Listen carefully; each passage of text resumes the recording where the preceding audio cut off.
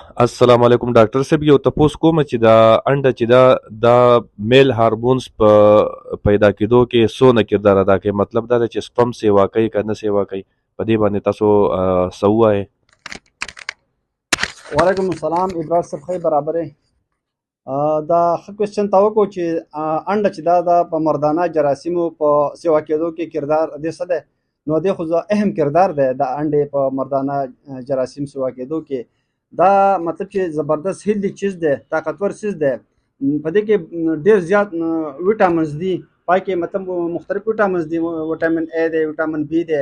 دې نه علاوه په دې کې کولیسټرول هم شامل دي. دې نه علاوه چې کوم دی نه دا هارمونز دومره طاقتور کوي که نه چې دا د منرل سپم چې دا دومره سیوا کوي ته به حیران شي، ستا سوچ په هغې ته هم نه رسي. د سپمو ته دا ډېر زیات سیوا کوي. کوم کسان چې د سپم کم مریضان دي، چا سپم کم دي یا ډېډ دي، نو د هغو لپاره د انډې استعمال ډېر ضروري دی. هغه